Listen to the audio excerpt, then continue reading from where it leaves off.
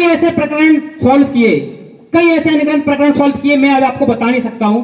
हमारे राज्य के मुख्य सचिव हैं, हमारे माननीय आदरणीय मुख्यमंत्री भजनलाल शर्मा जी हैं, उनके पास पूरी ड्राफ्ट गई है 5 साल की बनी हुई। उससे पहले हमारे गहलोत जी थे, उनके पास भी है, उनको पता है, शासन प्रशासन को मालूम है कि मानवाधिकार ने क्या क्या कार्य किए हैं। लेकिन मैं आपको यहाँ पर कुछ एक ऐसा आपको उदाहरण बता रहा हूं कि जो आपको लगेगा कि यह कैसे हो सकता है, कि इस व्यक्ति का भी मानवाधिकार का हनन हो सकता है।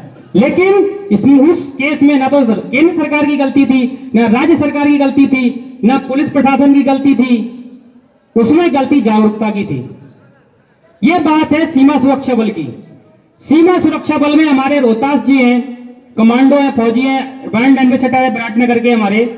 इन्होंने मुझे सूचना दी कि अजीत कुमार चतुर्वेदी कोटपुतली के निवासी हैं, उनकी शहीद हो जाते हैं और उनको जो शहीद का जो फंड मिलता है, जो शहीद की राशि होती है, वो नहीं दी गई। न तो राज्य सरकार द्वारा दे पा रही है, न केंद्र सरकार दे पा रही है। जब हमने उसकी छानबीन की, प्रताप सिंह काजरियावाज उस समय सैनिक कल्याण बोर्ड के मंत्री थे, मैंने उनसे भी बात की, हमारी टीम भी गई, बाबूलाल पोसवाल जी भी थे उस समय उनके साथ। तो प्रताप सिंह जी ने बोला कि इसमें राज्य सरकार की कोई गलती नहीं, राज्य सरकार 1 करोड़ की धनराशि देती है, लेकिन इस व्यक्ति का बैटल कैजुअलिटी सर्टिफिकेट सीमा सुरक्षा बल से हमारे पास नहीं आया है। हमने उस समय वहां के जो कमांडेंट से बात की। कमांडेंट की उस जो सिपाही थी, कुक में था, वो सिपाही था जो हमारे शहीद फौजी थे अजीत कुमार चतुर्वेदी, वो कुक थे वहां पर। तो उनकी कमांडेंट से कुछ अनबन थी और उन्होंने किसी कारणवश उन्हें बैटल कैजुअलिटी सर्टिफिकेट नहीं दिखाया, उन्हें शहीद नहीं दिखाया, वो हार्ट अटैक से मृत हुए थे युद्ध क्षेत्र में।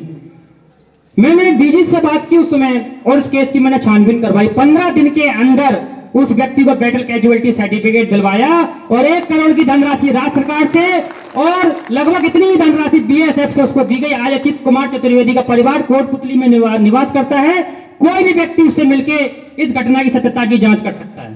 को 21वीं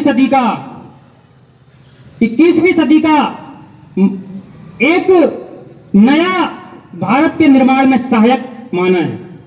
और आज प्रधानमंत्री मोदी जी का जो प्रधानमंत्री कार्यालय है, वो मानव अधिकार आयोग के लिए, मानव अधिकार सामाजिक आयोग के लिए 24 घंटे खुला है।